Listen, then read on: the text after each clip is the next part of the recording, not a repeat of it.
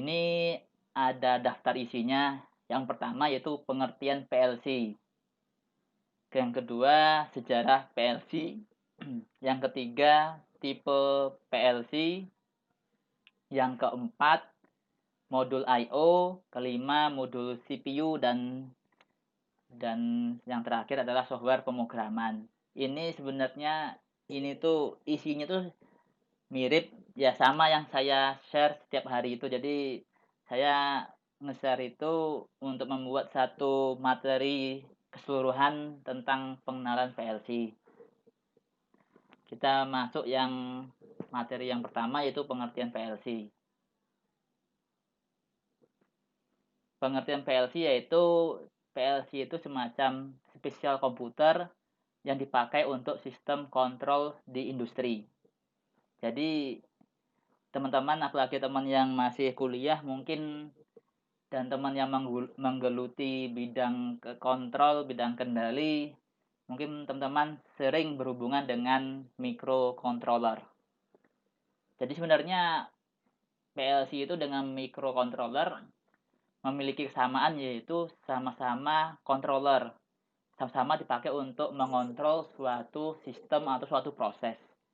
Cuma bedanya kalau microcontroller dia kan ketika kita ingin menggunakannya, ingin kita implementasikan, kita harus membuat dia packaging, kita buat dia packaging yang aman, dan jelasnya dia belum teruji ketika kita pakai itu di lingkungan industri. Lingkungan industri itu apa sih yang membedakan dengan microcontroller? Memang microcontroller tidak bisa masuk ke lingkungan industri. Yang membedakan adalah industri itu ketahanannya. Karena di industri itu biasanya berdebu, kemudian kadang-kadang ada vibration, ada getaran, dan kemudian ada juga suhu yang agak panas. Nah, jadi itu yang membedakannya dengan microcontroller. Nah, kemudian secara sederhana PLC itu terdiri dari modul power supply, CPU, input, output, dan komunikasi. Jadi seperti inilah pengertian dari PLC. Jadi PLC intinya adalah controller yang dipakai untuk industri. Sejarah PLC. PLC dibuat untuk menggantikan sistem kontrol berbasis relay. Kalau kita mengingat tentang revolusi industri yang pertama adalah munculnya mesin uap, yaitu ketika sistem yang dulu produksi itu dikerjakan oleh manusia, nah digantikan dengan mesin. Nah, maka itu dimulai dengan ditandainya revolusi industri yang pertama. Jadi menggantikan manusia dengan mesin. Yang revolusi yang kedua yaitu adanya listrik. Jadi yang awalnya mesin itu energinya dari uap, kemudian di revolusi industri yang kedua maka ada listrik sebagai sumber energinya. Itu menandakan revolusi industri yang kedua. Kemudian revolusi industri yang ketiga, yaitu adanya proses automation, proses kontrol secara otomatis. Yang sebelumnya sistem kontrol itu masih dilakukan oleh manusia secara manual. Nah, kemudian dengan adanya automation ini, sistem kontrol untuk proses industri dilakukan secara otomatis. Jadi mengurangi campur tangan manusia. Dan kita tahu sekarang yang lagi booming yaitu revolusi industri yang keempat, di mana dikenalkannya internet. Jadi semua itu sudah dihubungkan dengan internet. Jadi kita memiliki berbagai alat terhubung menggunakan internet.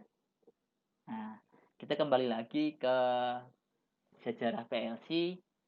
PLC ini digunakan untuk menggantikan sistem kontrol berbasis relay. Jadi awalnya itu proses automation itu dilakukan menggunakan relay. Teman-teman mungkin pernah melihat relay ya. Relay itu dimana terdiri dari coil dan kontak atau coil atau switch. Nah, coil. Jadi relay itu dirangkai sehingga membentuk rangkaian logika relay dan digunakan untuk mengontrol proses industri. Jadi awalnya tuh automation itu menggunakan relay.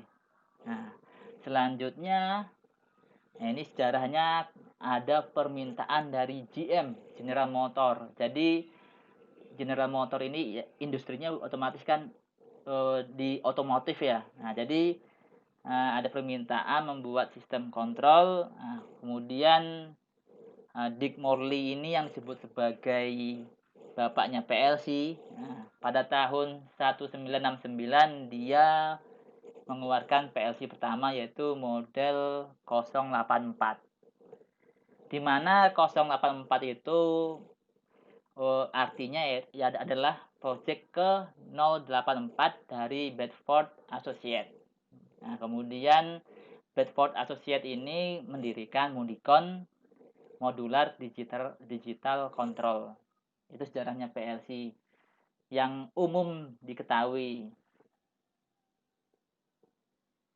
Kemudian tipe PLC. Oh ya, ini kalau misalkan ada yang ditanyakan silahkan ditanyakan langsung. Jadi kita bisa ini nggak perlu nunggu ada sesi tanya jawab.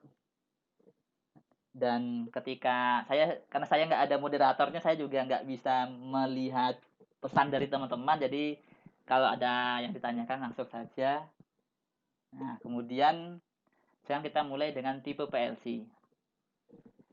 Secara garis besar, PLC dibagi menjadi dua, yaitu compact PLC dan modular PLC.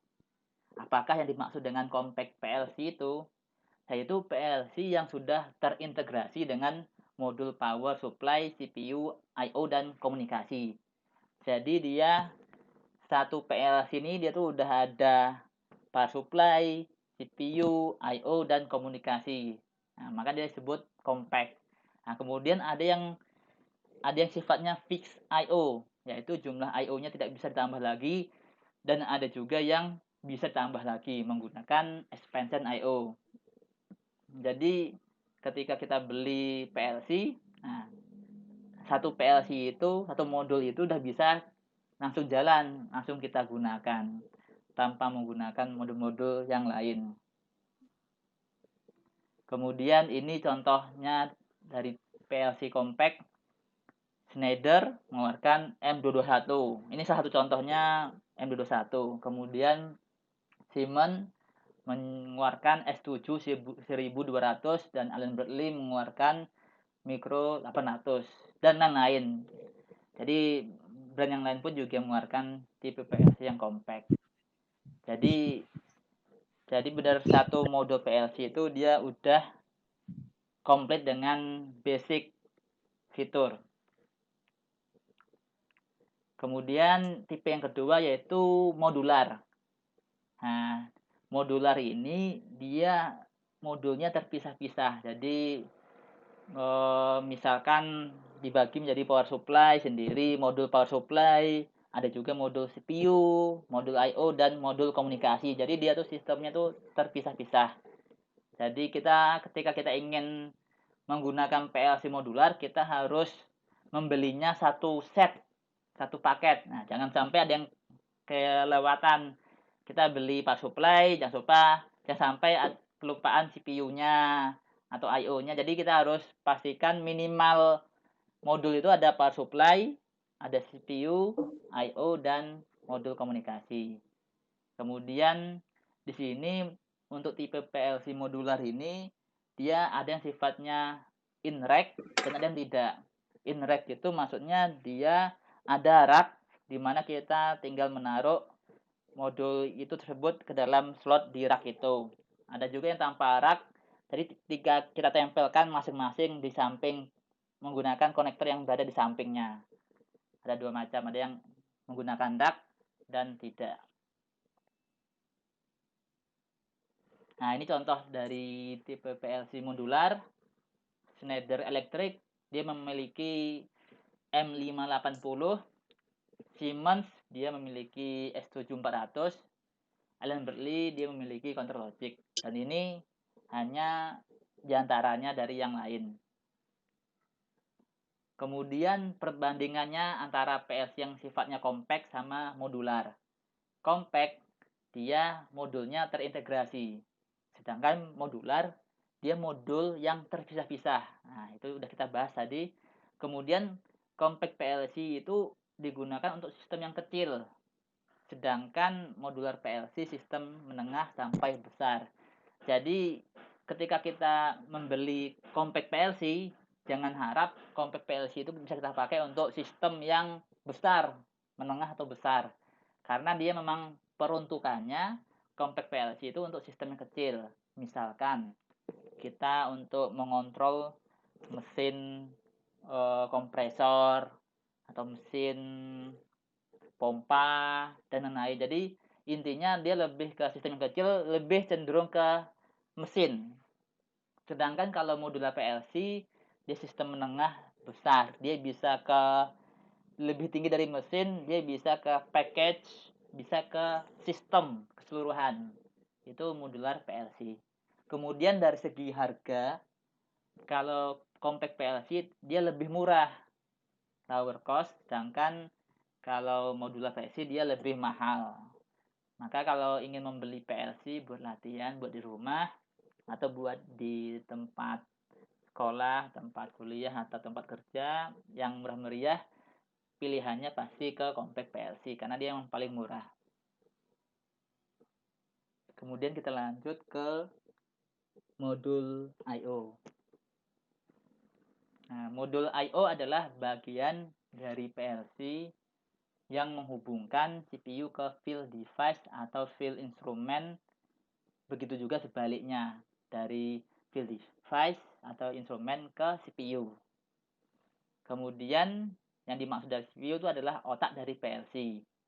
Field device atau field instrument adalah sesuatu yang dimonitor atau dikontrol. Jadi kalau misalkan contohnya dari field device, field instrument itu, misalkan kita memiliki pas button, tombol tekan. Kemudian kita memiliki pressure switch di lapangan atau level switch atau pressure transmitter. Kemudian kita field device yang lain juga control valve, pompa dan lain-lain. Kemudian pembagian modul I/O.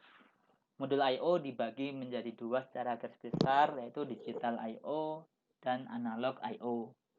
Dari digital I/O ini dibagi lagi menjadi dua, yaitu digital input dan digital output.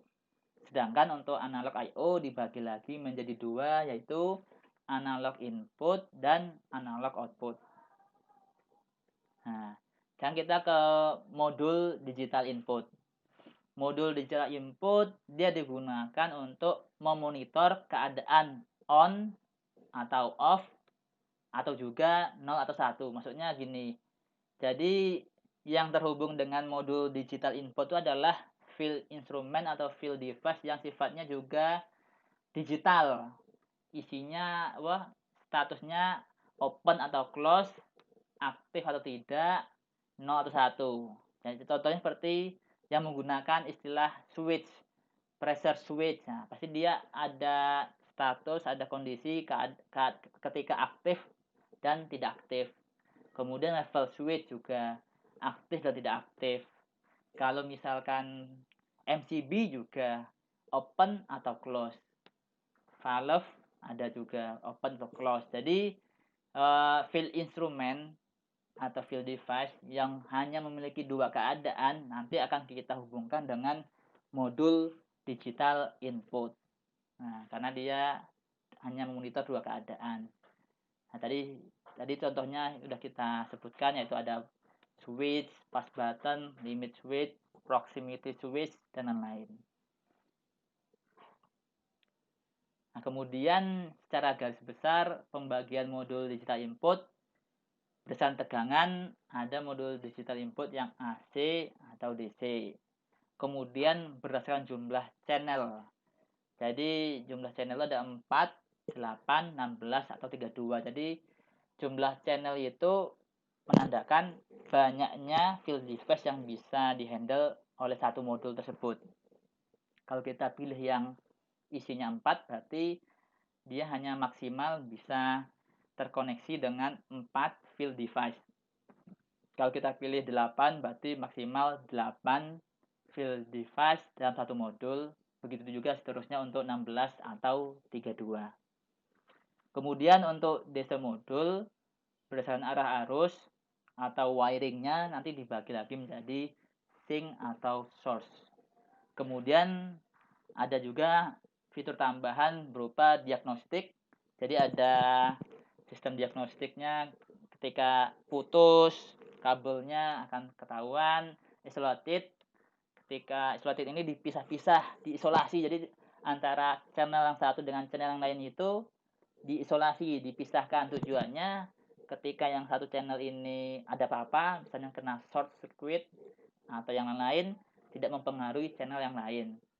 Kemudian high speed, nah dia digunakan untuk menangkap sinyal yang sifatnya cepat. Kemudian ini modul digital output. Kalau digital input, dia memonitor sinyal. Sedangkan kalau digital output, dia mengeluarkan sinyal on atau off atau 0 dan 1. Nah, kemudian contoh field device yang dihubungkan dengan modul digital output adalah lampu, buzzer, dan perintah untuk open close valve, perintah untuk start stop motor, pump, pompa, kompresor, dan lain-lain. Jadi sifatnya dia memberikan sinyal 0 atau 1 atau on off. Kemudian pembagiannya mirip sama digital input, berdasarkan tegangan, bisa ada AC dan ada DC. Kemudian berdasarkan jumlah channel, bisa dari 4, 8, 16, sampai 32. Yang jelas, semakin banyak jumlah channelnya, maka harga akan semakin mahal. Itu pasti ya. Jadi kalau kita mainnya, ya kalau engineering kan harus sesuai dengan kebutuhan. Kita cuma butuhnya cuma 2 field device interkoneksi. Nah, ngapain kita pakai yang 32? Itu namanya pemborosan. Jadi kita memilih itu sesuai dengan kebutuhan. Kita kasih spare berapa persen misalkan. Kemudian untuk DC modul berdasarkan arah arus dibagi lagi menjadi sink atau source. Ini sama seperti yang digital input. Kemudian fitur tambahannya dia ada diagnostik, isolated, sama high speed. Nah, kemudian ini modul analog input. Modul analog input dia memonitor sinyal continuous atau dalam range tertentu. Kalau kita lihat dari modul digital, dia hanya 2 keadaan, on atau off, 0 atau 1. Sedangkan kalau analog input berarti dia keadaannya itu ada banyak. Sifatnya continuous dalam range tertentu. Misalkan kita ingin monitor temperatur untuk di boiler misalkan. Nah, temperatur di boiler kan nggak mungkin nilainya 0 atau 1 ya. Dia pasti ada rentangnya. Misalkan rentangnya 0 derajat Celcius sampai 150 derajat Celcius. Jadi ada range tertentunya dan sifatnya sinyal continuous. Jadi sinyalnya nilainya bisa 10 derajat, 15 derajat, 20, 21. Jadi continuous. Nah, itu device yang terkoneksi atau field device-nya bisa berupa proses transmitter seperti temperatur transmitter, level transmitter, flow transmitter, pressure transmitter. Kemudian bisa juga dari analog output dari device lain. Jadi device lain mengeluarkan sinyal analog dan diterima oleh modul analog input ini. Kemudian untuk pembagiannya, sinyalnya dibagi menjadi 2. Sinyal untuk analog input berupa voltage, tegangan, atau current, arus. untuk standar industri dan keumumannya yang sering dipakai adalah current. Current-nya yaitu 4 sampai 20 miliampere. Kalau tegangan bisa bisa ada yang menggunakan misalkan 0 sampai 10 volt, tapi untuk sinyal yang dipakai di industri untuk keumuman dan hampir semuanya yang dipakai adalah current. Current 4 sampai 20 miliampere. Karena kalau kita lihat voltage itu dia cenderung bisa memiliki voltage drop tegangan. Jadi ketika kabelnya semakin jauh, maka dia akan mudah mengalami tegangan drop. Berbeda sama current gitu. Jadi karena itu current harus lebih banyak digunakan, hampir semuanya menggunakan current dengan nilai 4 sampai 20 miliampere. Kemudian berdasarkan jumlah channel dia dimulai dari 2, bisa ada yang dari 2 channel, 4, 8 atau 16. Kemudian modul analog input yang lainnya bisa digunakan untuk RTD atau thermocouple. RTD atau thermocouple adalah sensor yang digunakan untuk mengukur suhu atau temperatur. Jadi dia karena dia keluarannya bukan 4 sampai 20 mA, maka ada modul khusus sendiri, modul AI sendiri yang khusus untuk menerima sinyal dari RTD atau thermocouple. Kemudian fitur tambahannya yaitu isolated, hard, dan lain-lain. Isolated berarti antara channel yang satu dengan channel yang lain dia terisolasi, tidak mengganggu channel yang lain. Jadi ketika ada suatu masalah misalkan ada short circuit di satu channel, dia tidak akan mengakibatkan kerusakan di channel yang lain. Jadi cukup satu yang rusak.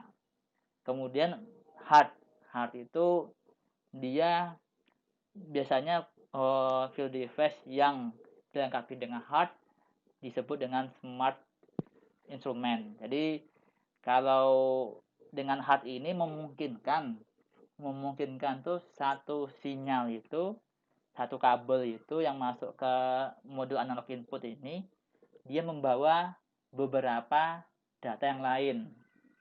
Jadi misalkan dia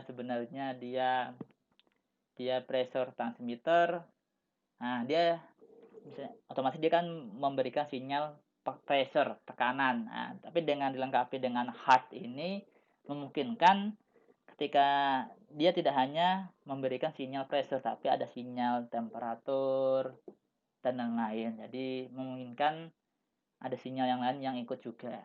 Itu hard, salah satu fungsinya. Kemudian untuk modul analog output, dia mengeluarkan sinyal continuous dalam range tertentu. Contohnya counter valve. Field instrumen yang terkoneksi dengan analog output yaitu counter valve. Bedanya valve dengan counter valve ya. Kalau valve biasa, dia biasanya on off. Nah, dia sistemnya keadaannya open atau close. Berbeda dengan kalau sebutannya dengan control valve, dia bukaannya itu bisa continuous. Jadi control valve itu kita buka dia 25% bisa, 50% bisa, 28% bisa. Jadi dia sifatnya continuous. Kemudian AO-nya bisa kita pakai untuk mengontrol analog output, kita pakai untuk mengontrol bukaan valve. Kemudian mengontrol untuk speed motor, kecepatan motor, pompa maupun kompresor. Dan pembagiannya mirip sama analog input, yaitu berdasarkan sinyal, tegangan sama arus. Tegangannya 0 sampai 10 atau minus 10 sampai 10 volt, untuk current 4 sampai 20 mA. Itu sama dengan AI. Kemudian jumlah channel juga mirip-mirip dari 2, 4, 8 atau 16. Kemudian fitur tambahannya juga sama, bisa isolated sama hard. Nah, kemudian ada modul yang disebut combo atau mix. Maksud dari combo atau mix ini, dia satu modul ini terdiri dari digital input misalkan, dan digital output. Jadi dia satu modul ini ada DI dan DO. Itu untuk digitalnya. Kemudian untuk analognya satu modul dia ada analog input dan analog output.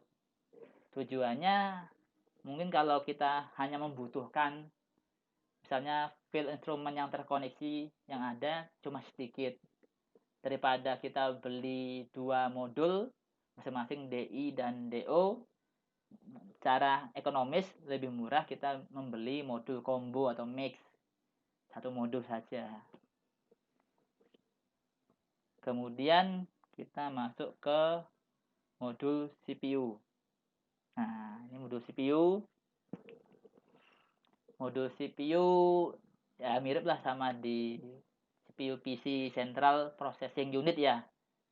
Kalau kita singkatannya adalah CPU Central Processing Unit.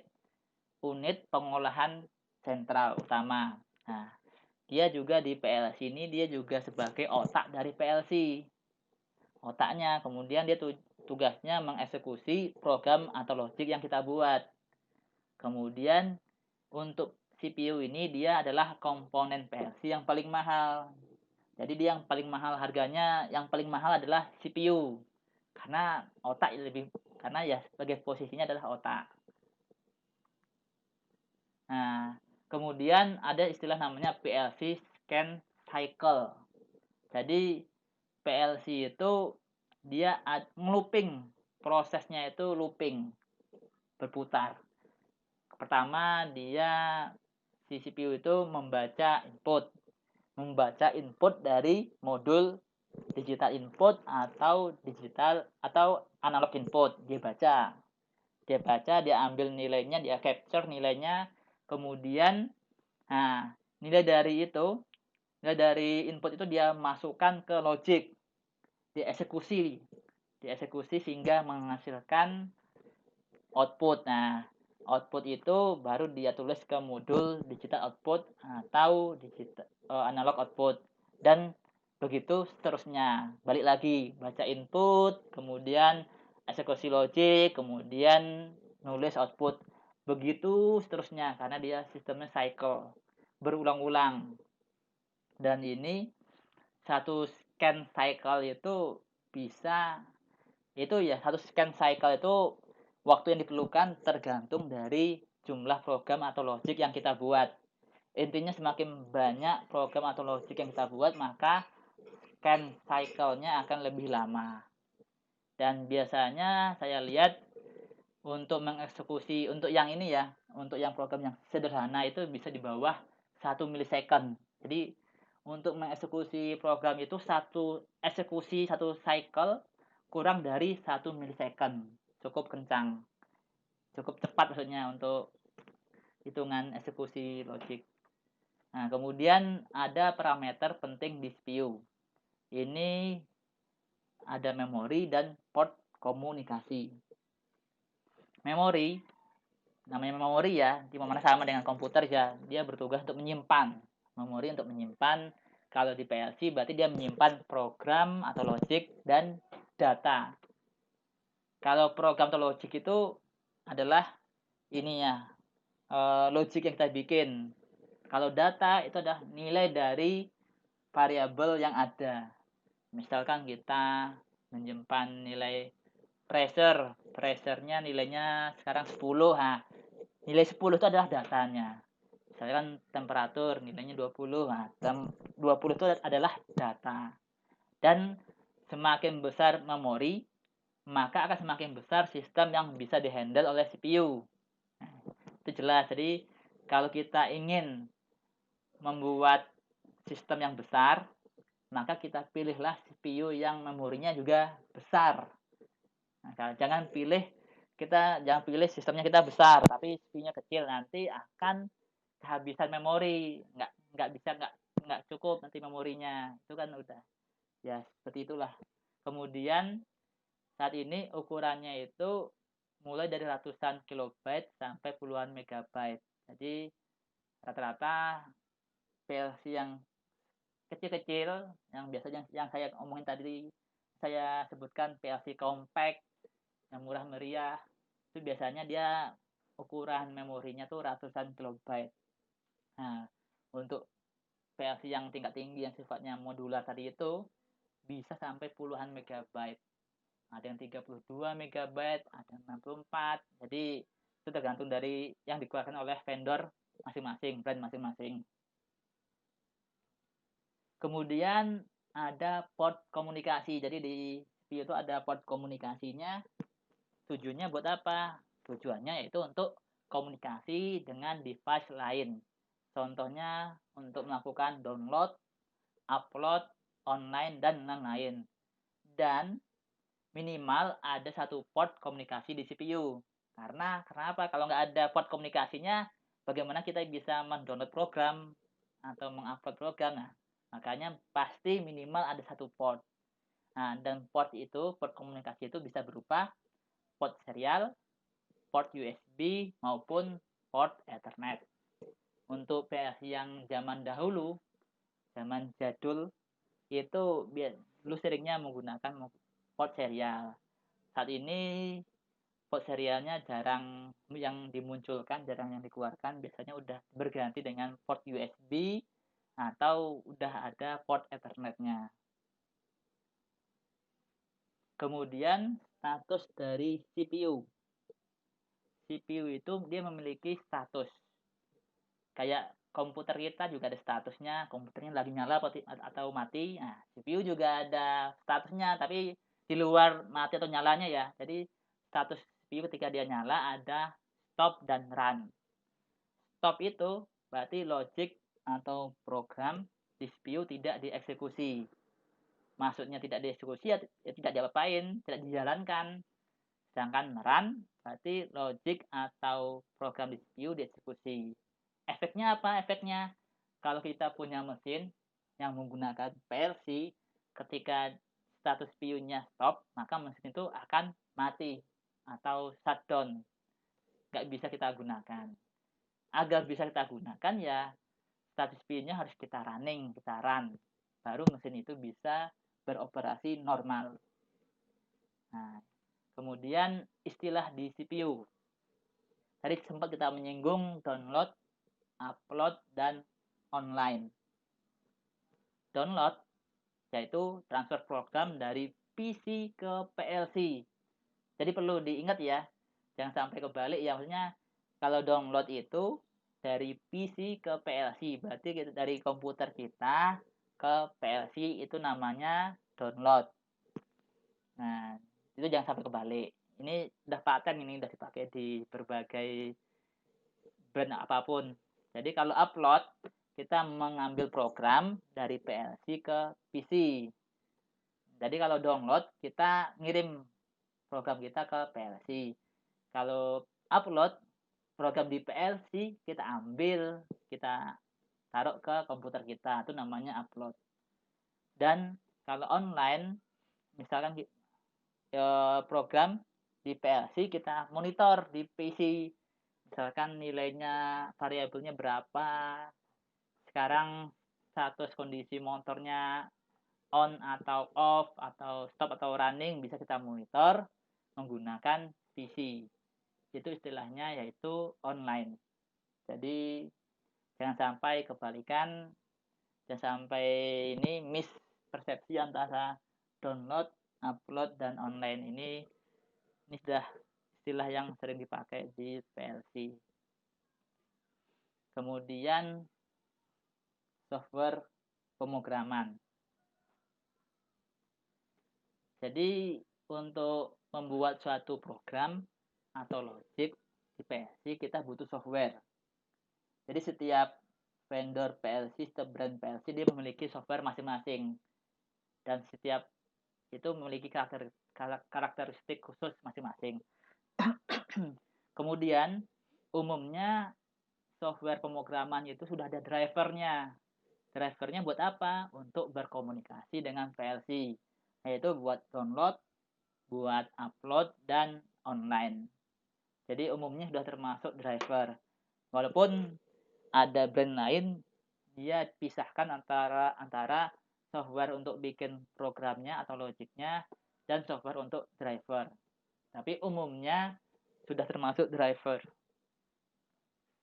Nah, kemudian bahasa pemrograman berdasarkan IEC 61131 strip 3.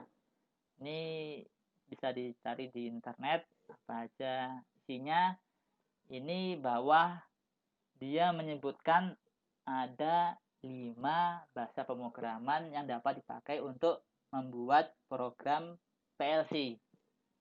Yang pertama yaitu ladder diagram, yang kedua yaitu function block diagram, yang ketiga sequential function chart, yang keempat instruction list, dan yang terakhir yaitu structure text. Jadi ada 5 pilihan untuk bahasa pemrograman PLC. Ini yang disebutkan oleh IEC 61131-3, walaupun ada lagi bahasa yang lain selain ini, itu biasanya dikembangkan oleh brandnya sendiri. Misalkan ada istilah namanya CFC, Continuous Function Chart. Nah, itu tapi yang disebutkan oleh standarnya ini untuk PLC bahwa bahasa pemrograman ada 5 ini. Lalu kita lihat penjelasannya. Ladder diagram yang pertama, dia menyerupai rangkaian logika relay. Jadi untuk PLC dia identik dengan ladder diagram karena dia pertama kali dikeluarkan menggunakan ladder diagram. Ladder diagram ini menyerupai rangkaian logika relay dan dia bersifat graphical, visual. Jadi sifatnya itu ini gambar. Nah, kemudian ini bagi orang yang memahami logika relay, dia lebih senang menggunakan ladder. Jadi untuk ladder diagram ini setiap PLC itu walaupun berbagai brand dia harus punya ini. Biasanya punya untuk bahasa pemrograman ladder diagram. Nah, di sini kita lihat contohnya. Di sini dia ada instruksi TON, timer on delay, ada instruksi CTU, counter up. Nah, ini untuk ladder diagram. Yang kedua yaitu function block diagram. Jadi dia sistemnya itu dia berupa graphical juga, berupa visualisasi juga. Dia input output dari blok itu saling berhubungan. Misalkan output dari blok ini dia connect ke input mana, output dari blok B connect ke input C. Jadi input dan output dari setiap blok itu dia terkoneksi dengan blok lain. Ini untuk function block diagram.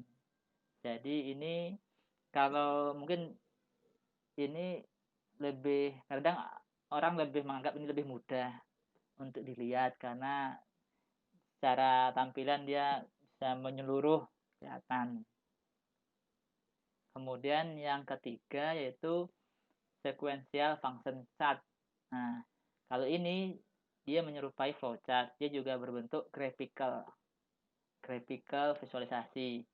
Dan ini tapi untuk yang sequential function chart ini karena dia menyerupai flowchart, dia ada kondisi tertentu untuk menggunakannya. Jadi tidak semua program, tidak semua proses kontrol itu bisa diwakili dengan sequential function chart.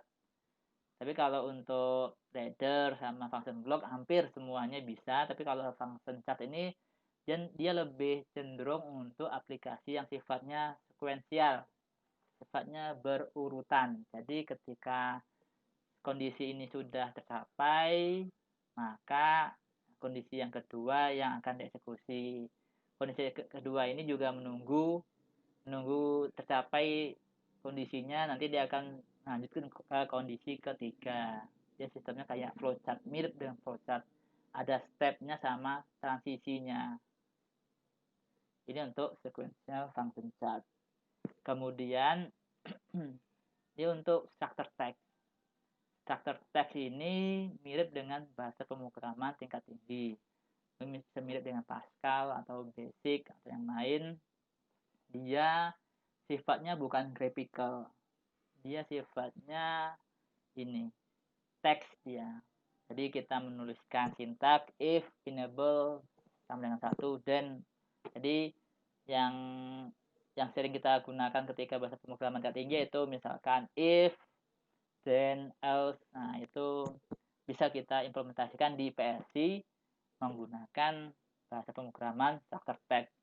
Dan structure text ini sebenarnya cukup powerful ketika kita ingin melakukan suatu proses yang lebih kompleks, rumit. Nah, jadi ketika kita melakukannya menggunakan ladder atau function block mungkin agak kesusahan. Nah, mungkin dengan menggunakan sintak di sini, pemrograman ini yang structure text maka akan mudah. Cuma ini kekurangannya kalau structure text kembali lagi dia sifatnya coding, dia sangat rentan akan ini salah penulisan.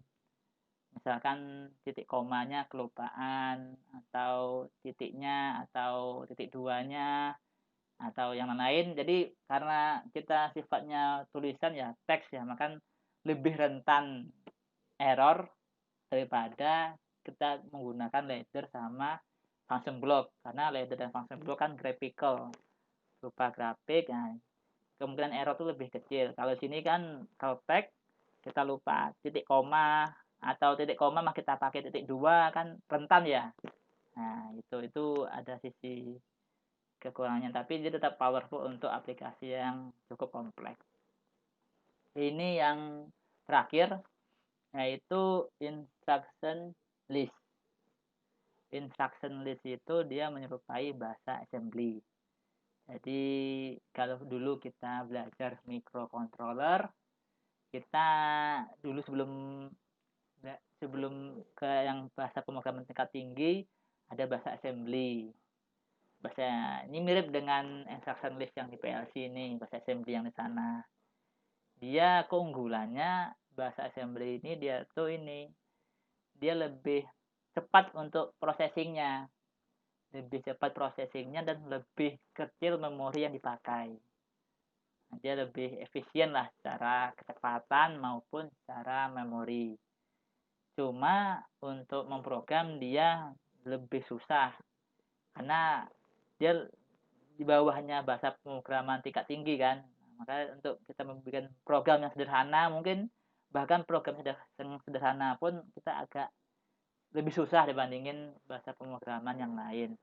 Walaupun dia memiliki kelebihan yaitu kecepatan processing yang lebih cepat dan untuk memori yang dipakai yang lebih kecil.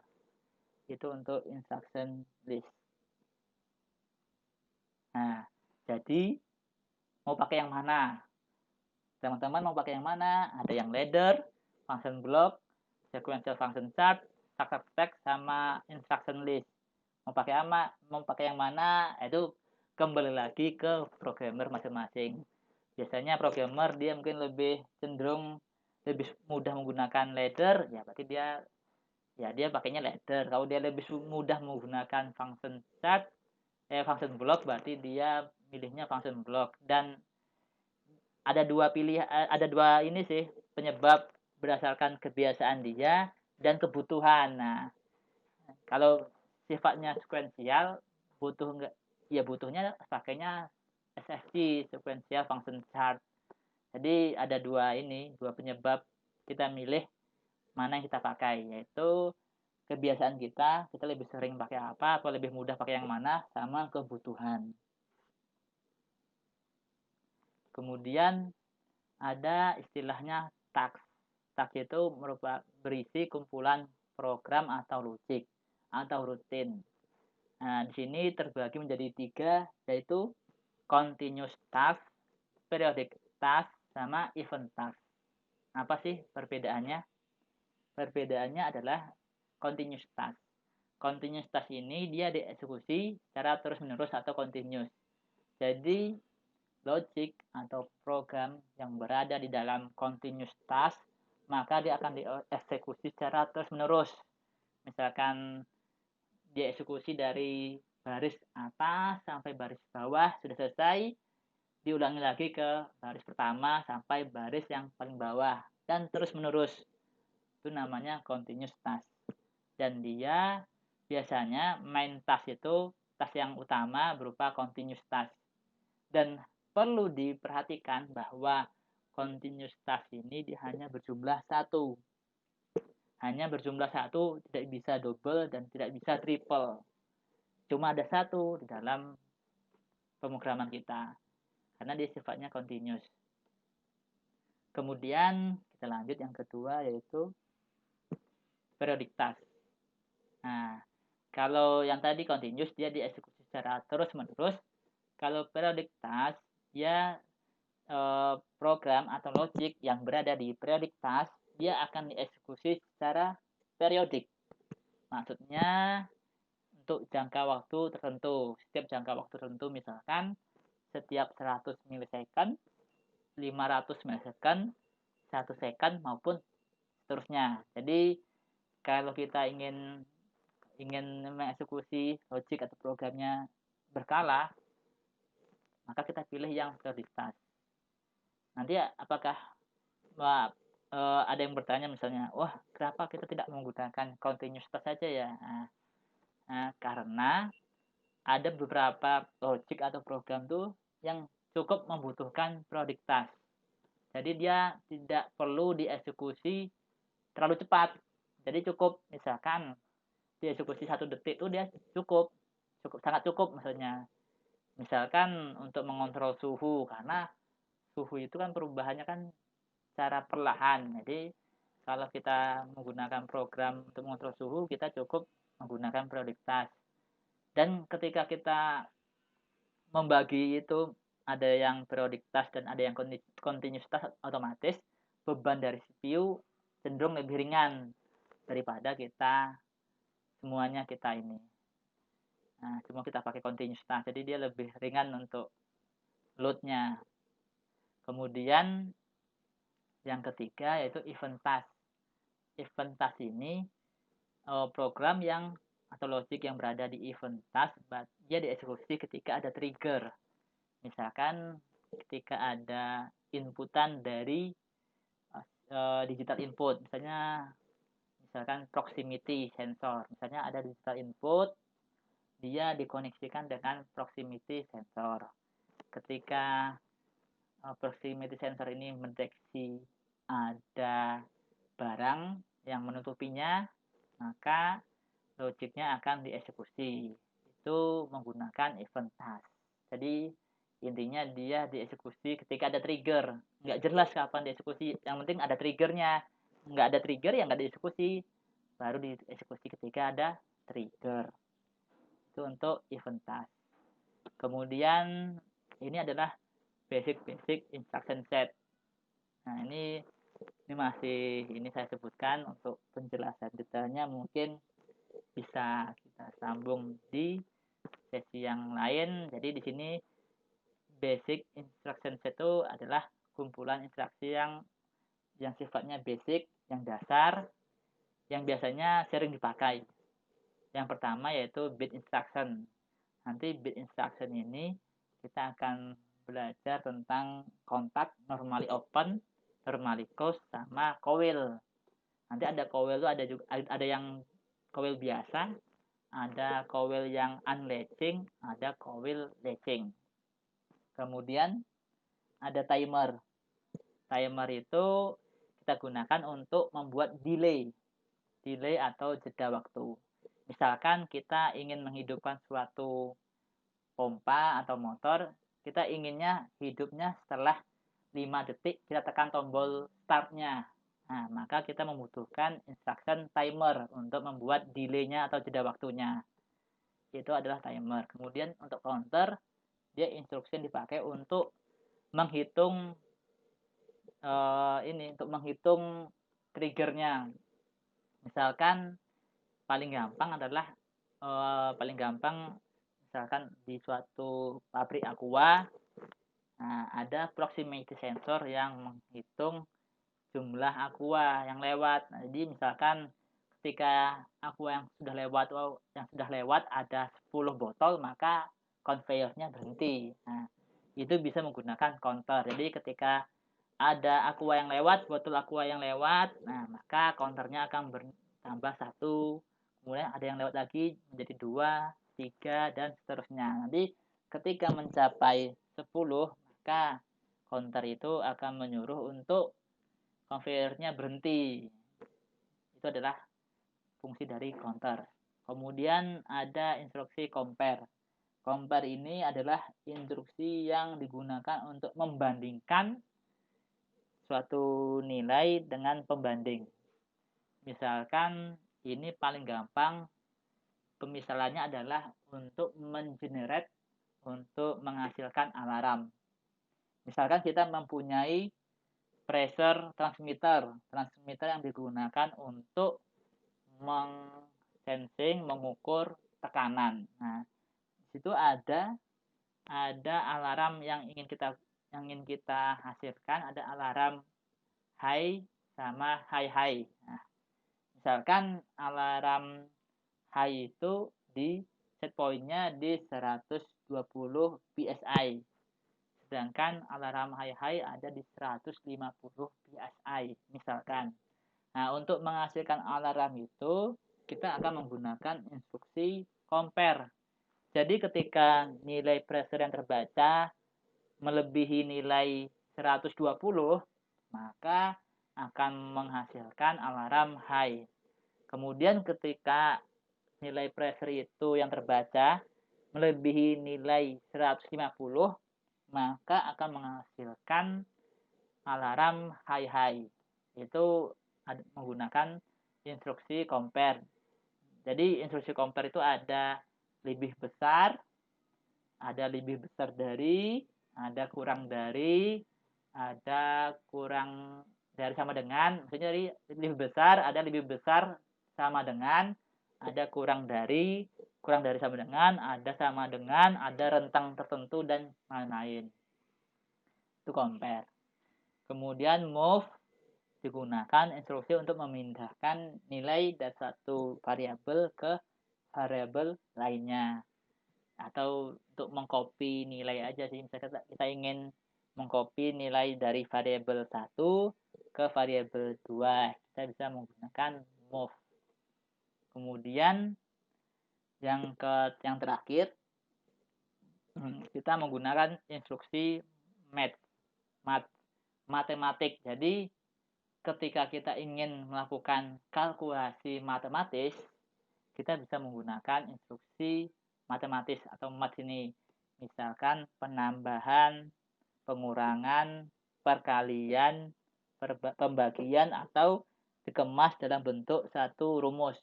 Bisa juga.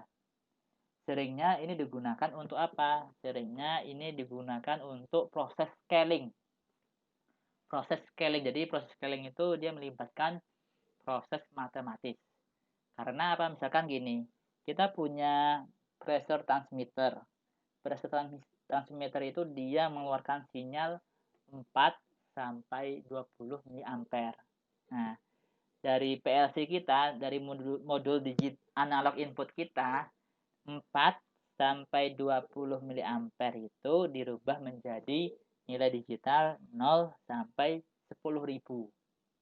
Padahal pressure transmitter itu dia memiliki range dari 0 sampai 200 misalkan. Nah, jadi ibaratnya itu ada proses ada ini 0 sampai 200 menjadi 4 sampai 20 mA. Kemudian menjadi 0 sampai 10.000. Nah, di PLC 0 sampai 10.000 itu harus kita olah, harus kita kalkulasi secara matematis sehingga dia menghasilkan range dari 0 sampai 200 psi yang sama dengan range di pressure transmitter. Nah, itu istilahnya prosesnya scaling jadinya. Jadi kita melakukan scaling untuk nilai analog input, dan itu menggunakan instruksi matematis. Nah, kemudian di software pemrograman itu ada istilahnya I/O forcing. I/O itu yaitu nilai dari I/O bisa kita ubah-ubah dan tidak tergantung dari program atau logic. Misalkan dari logic memerintahkan untuk pompa ini untuk start, untuk jalan, untuk run. Tapi kita ingin dia mati.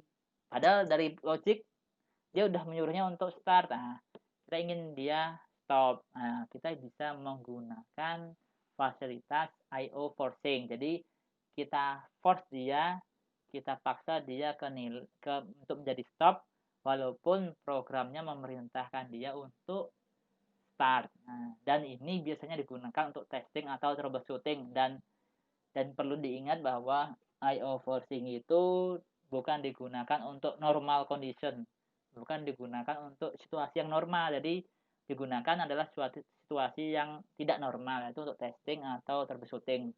Jadi ketika suatu proses sudah kembali ke normal, harus kita hilangkan segala bentuk IO forcing. Rekomendasinya seperti itu. Oke, sekian materi yang telah saya sampaikan. Bila ada yang ditanyakan atau didiskusikan, silakan komen saja. Dan ini pas 1 jam. Silakan kalau ada yang ditanyakan atau didiskusikan terkait materi yang telah saya sampaikan.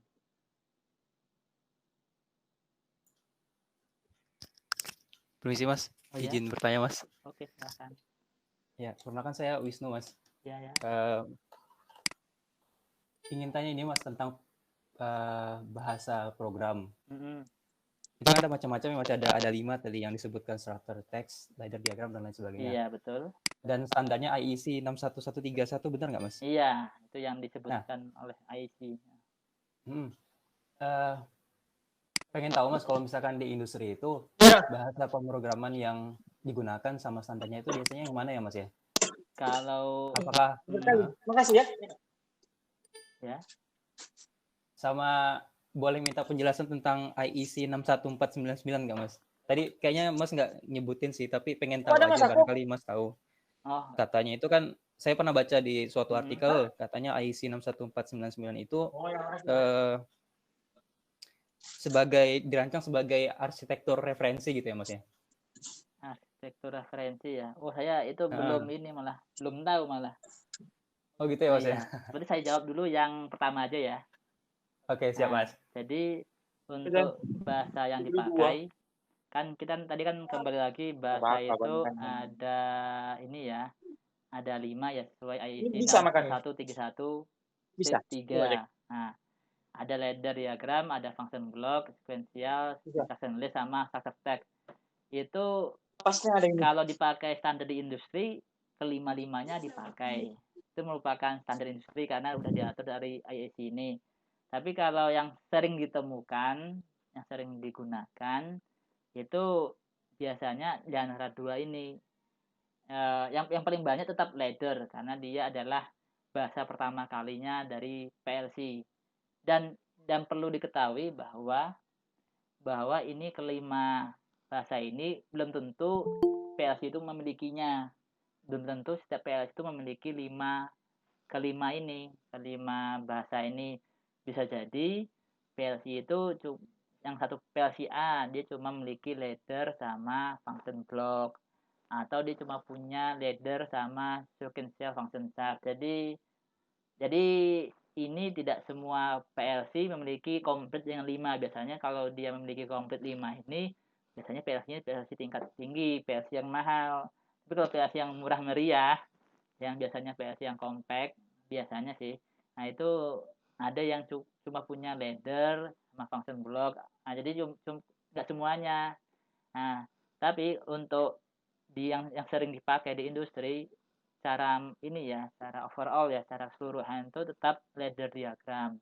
Karena ladder diagram ini adalah memang bahasa orisinalnya PLC.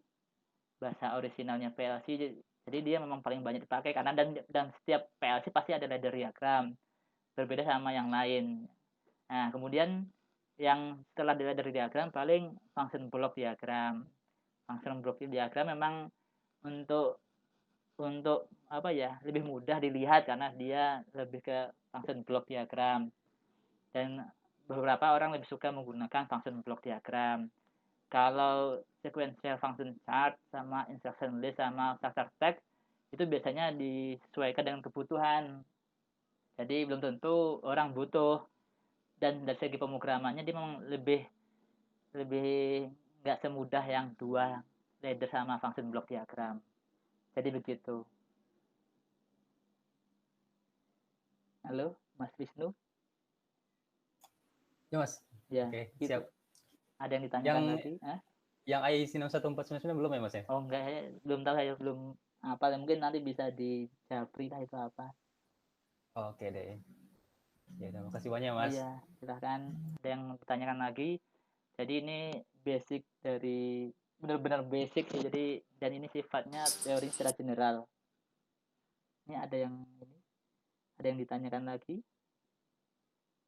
Atau ada yang tadi penjelasannya kurang jelas, silahkan ditanyakan lagi.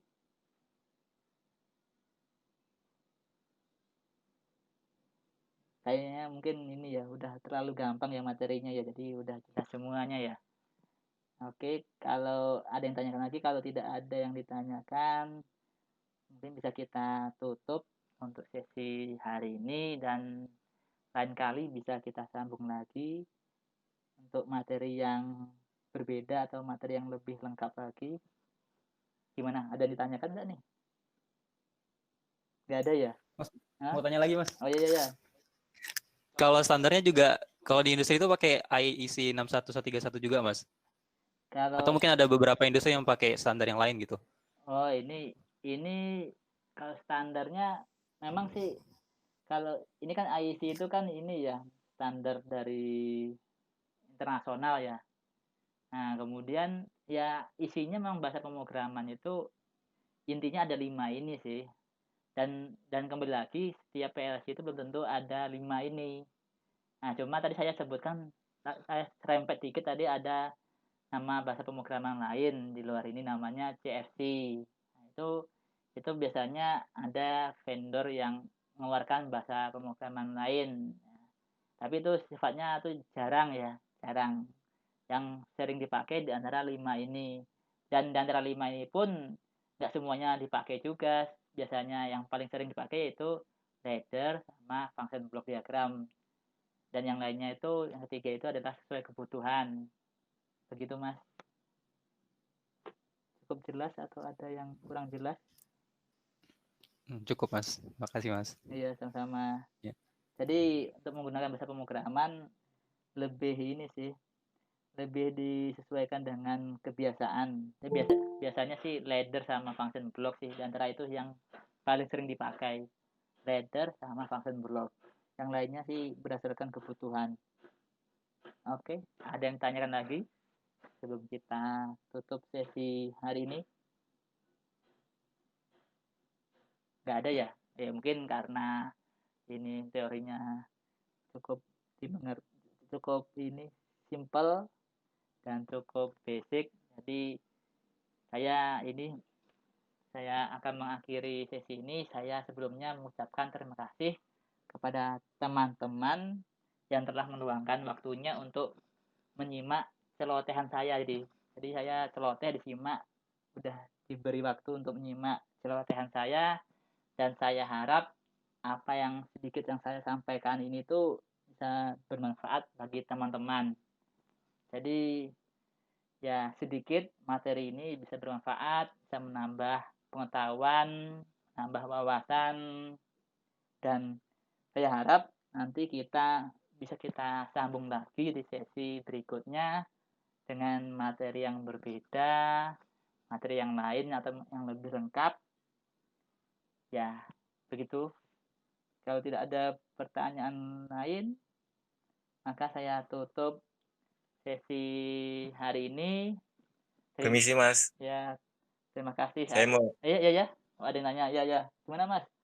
Saya mau tanya, dalam membuat suatu program, kalau kita mengkombinasi antara satu bahasa pemrograman dengan bahasa yang lain, misal bahasa ladder dikombin dengan SFC, apakah itu bisa atau enggak, Mas? Oh, bisa Mas.